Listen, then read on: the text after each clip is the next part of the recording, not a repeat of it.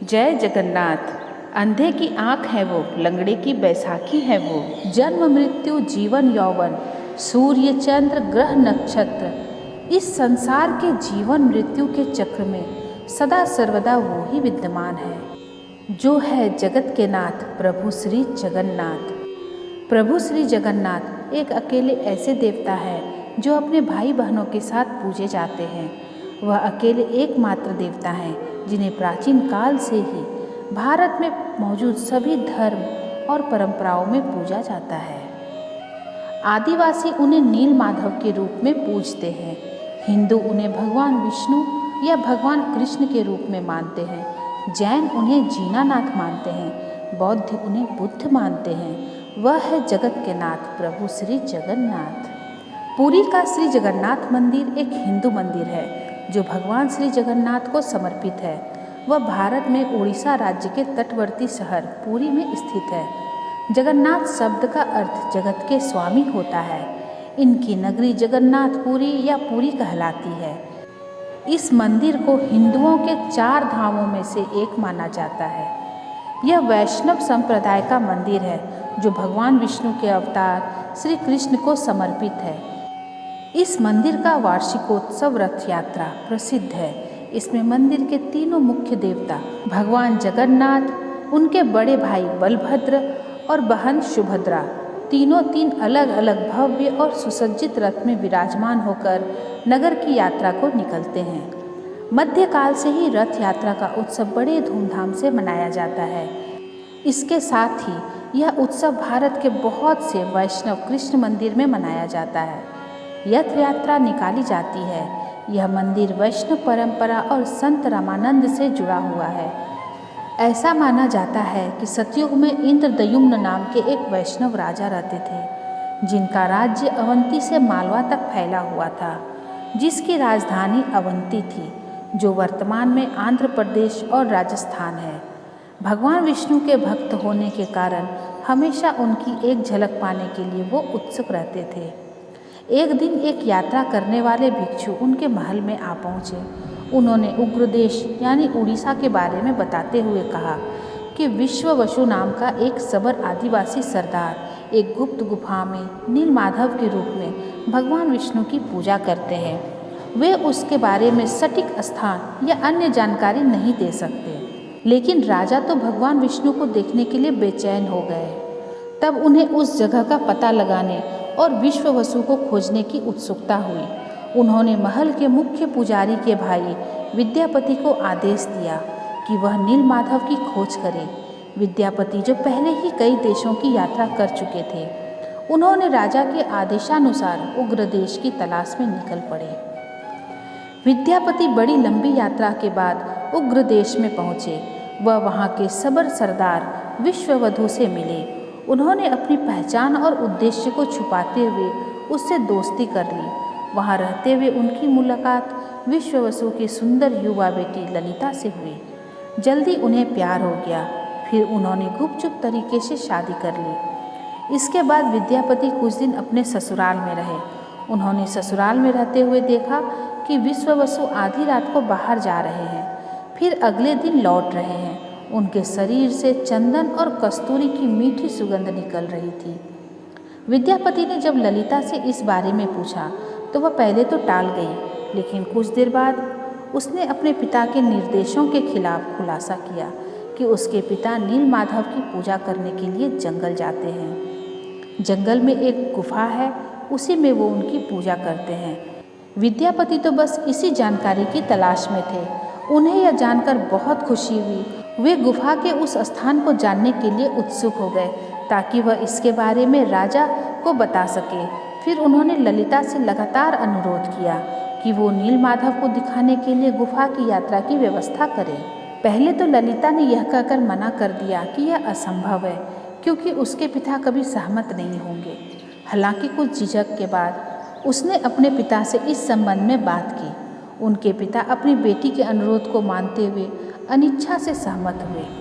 फिर यह निश्चित किया गया कि विद्यापति विश्ववसु के साथ आंखों पर पट्टी बांधकर उस गुफा में जाएंगे।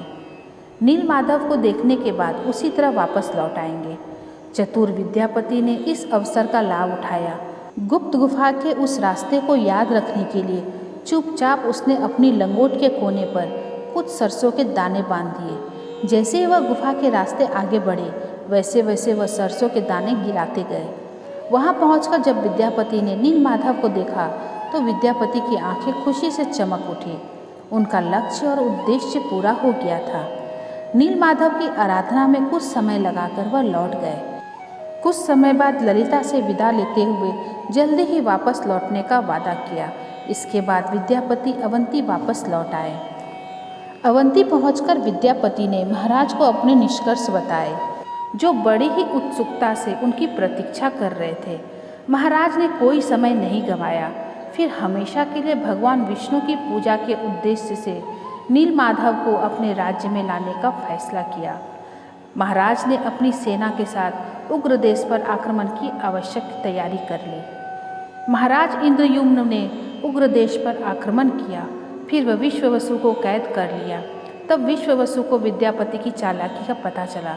राजा ने विश्ववसु से नीलमाधव को दिखाने के लिए गुफा में ले जाने को कहा, जिसे विश्ववसु ने साफ इनकार कर दिया।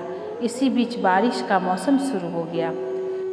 विद्यापति के द्वारा फेंके गए सरसों के बीज जो गुफा के रास्ते में पीले फूल दे रहे थे, फूलों के रास्ते पर चलकर महाराज को गुफा तक पहुंचने में कोई दिक्कत नहीं हुई।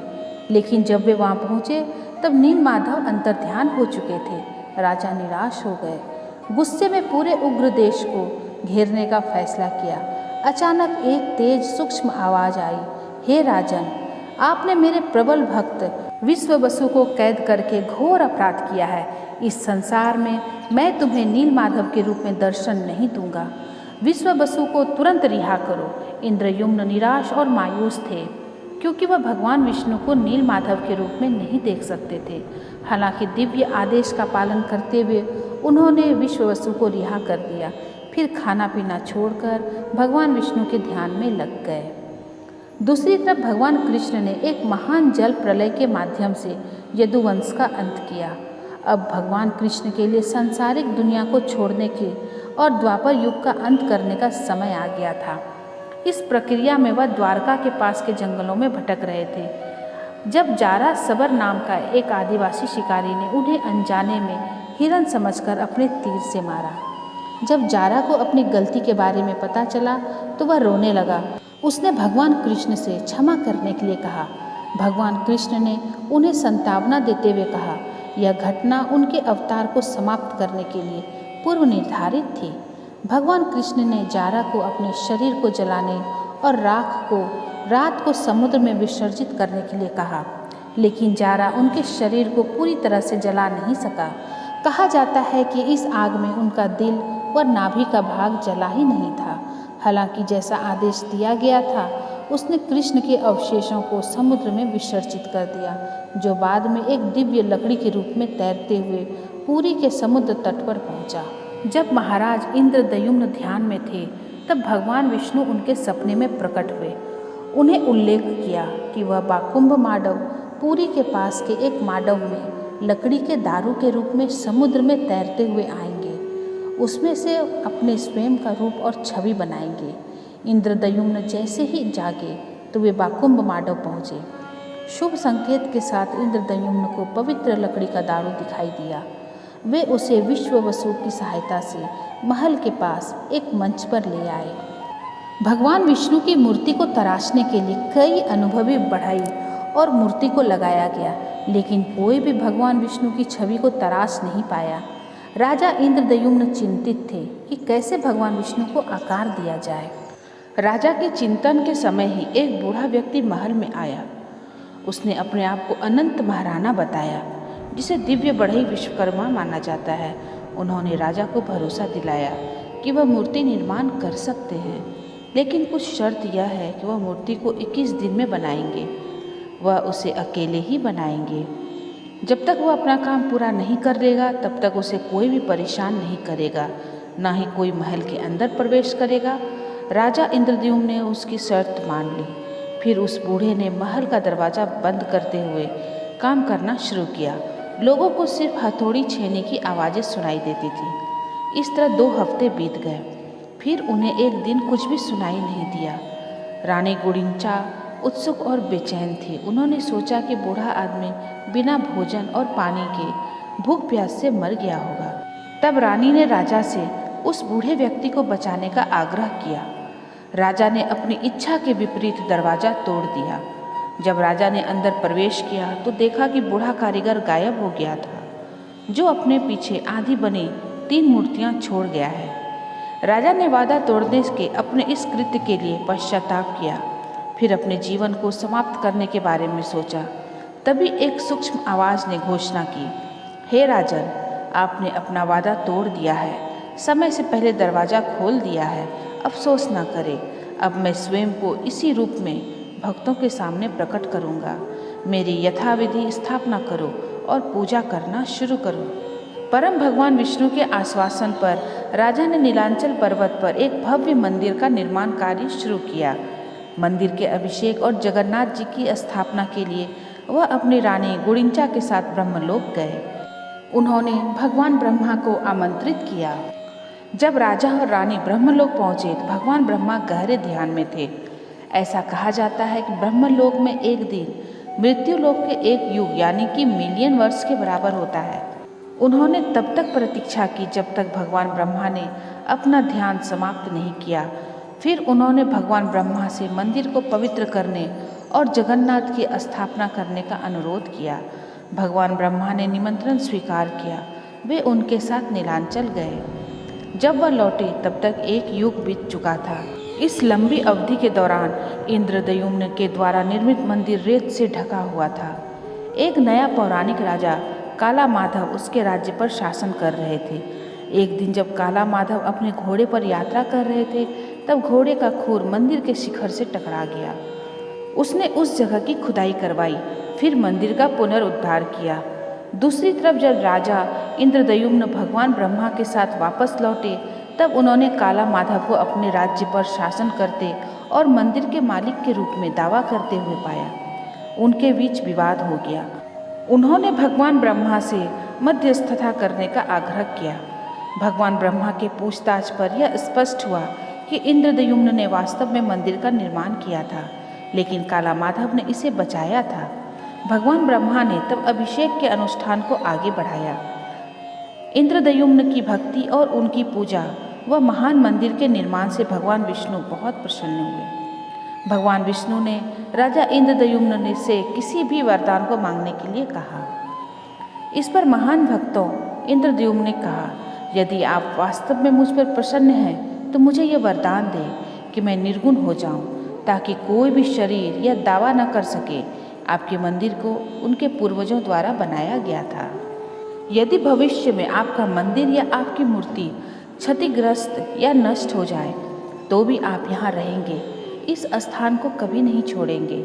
राजा की प्रार्थना के अनुसार भगवान विष्णु ने उन्हें वरदान दिया, लेकिन रानी गुडिंचा निर्गुण होने की बात को सहन न कर सकी, क्योंकि कोई भी महिला निर्विकार नहीं रहना चाहेगी। वह स्वाभाविक रूप से आहत और दुखी थी, जिसे भगवान विष्णु समझ सकते थे।